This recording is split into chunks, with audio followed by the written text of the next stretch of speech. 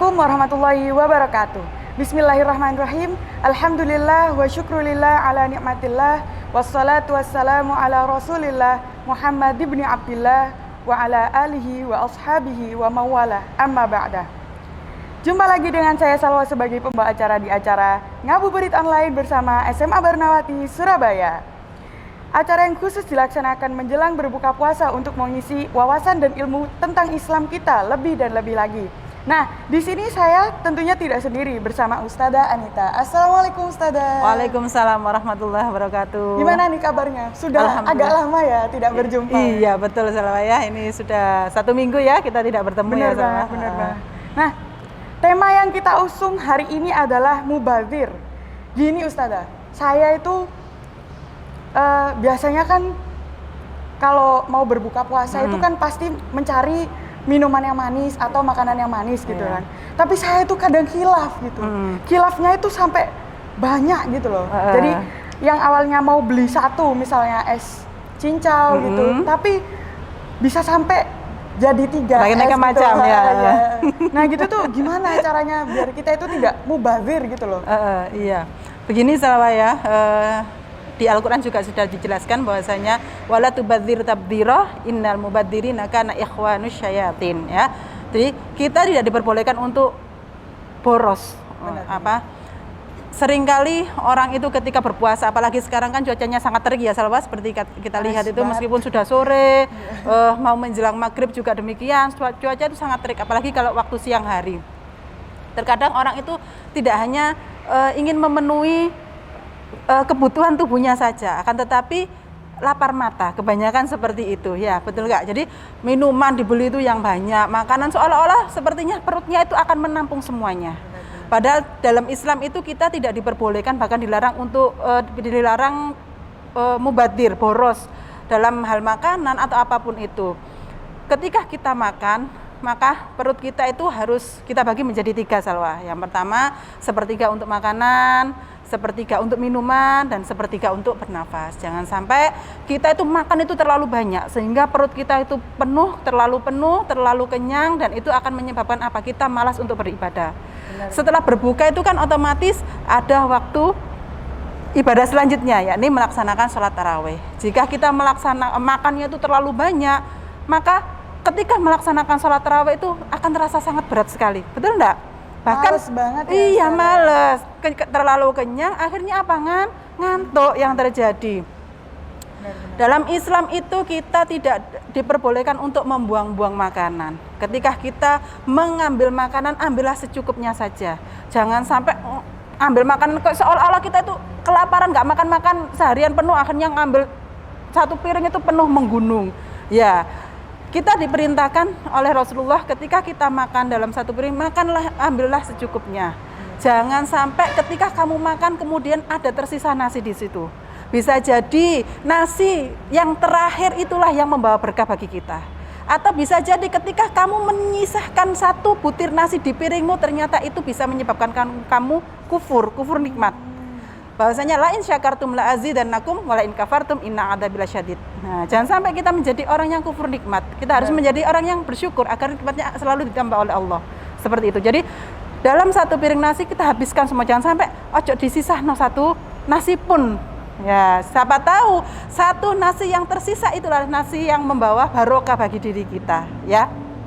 Tapi kalau misalnya suatu ketika kamu ternyata makan, kemudian ndak habis, wes aku makan gak entek, sisa iki tak sedekahno nanggone ayam. Saya sedekahkan Ustadzah ke ayam. Nah, itu enggak apa-apa, tapi jangan sampai setiap kali makan karena ngambilnya terlalu banyak sehingga apa? Kita seringkali membuang makanan itu yang tidak diperbolehkan.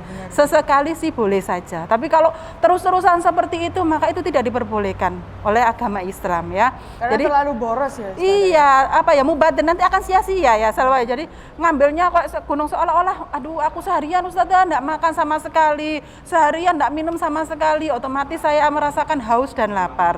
Lah puasa itu tidak hanya menahan diri dari hawa nafsu saja, nafsu marah dan lain sebagainya, tapi juga menahan nafsu ambil makanan tadi itu juga. Nah gitu ya Salwa. Jadi ambillah secukupnya saja. Ketika kita berbuka juga demikian ya. Sisahkan bagian perut kita itu untuk makan, untuk minum dan juga untuk beribadah. ya. Jangan sampai, walah nggak apa-apa Ustazah, nanti saya tak beli makanan, sisanya tak kasihkan ke tetangga saya. Nah, masa tetangganya mau dikasih sisa-sisa, kan kasihan. Ya Salwa ya, betul nggak?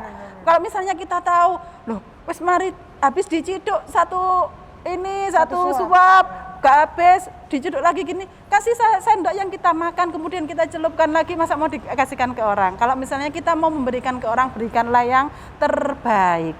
Jika kita memberikan buka puasa untuk orang lain, maka pahalanya seperti kita berpuasa 1 hari penuh.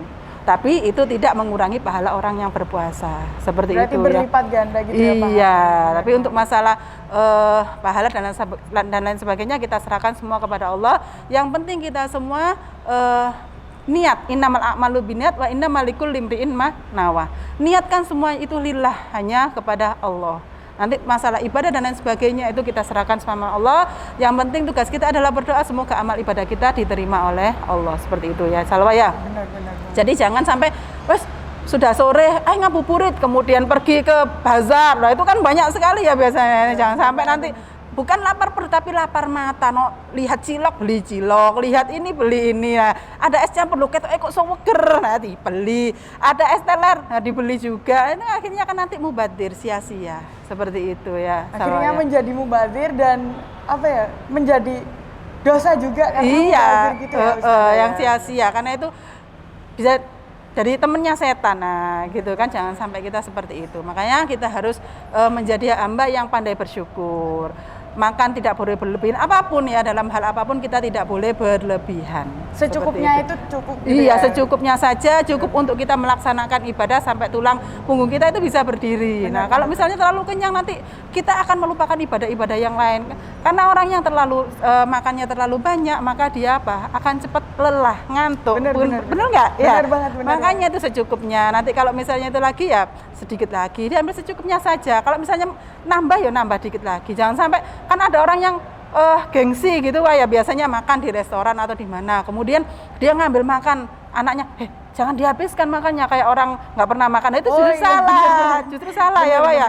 Justru ketika anaknya makan, ketika kalian makan, maka makanlah itu sampai habis, jangan sisakan 1 butir nasi pun ya. Intinya kita jangan mubazir jangan sampai membuang dalam hal apapun. Dalam hal apapun jangan sampai kita mubazir gitu ya. Iya, betul sekali Salwa ya. Dalam ketika berbuka puasa juga demikian, secukupnya saja gitu ya. Harus bisa menahan nafsunya. Jangan sampai nafsunya itu pengen makan yang banyak, pengen minum yang banyak dan lain sebagainya. Itu juga harus tahan nafsu, nggak hanya menahan makan, lapar dan haus saja, tapi juga menahan hawa nafsu ketika kita waktunya berbuka puasa. Seperti itu ya, agar ibadah kita juga lebih maksimal ya Salwa ya. Kalau terlalu kenyang nanti malas, ngantuk jadinya. Itu. Malas ngantuk dan nggak jadi ibadah. Iya gitu ya. Betul, akhirnya nggak terawih. Makanya kita harus bersyukur ya.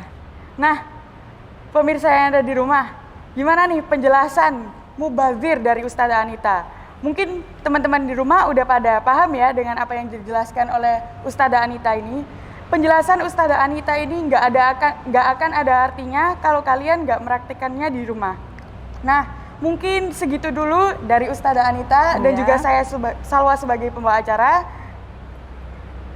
Jumpa lagi besok di jam yang sama di acara Ngabuburit Online bersama SMA Barnawati Surabaya. Wassalamualaikum warahmatullahi wabarakatuh. Waalaikumsalam warahmatullahi wabarakatuh.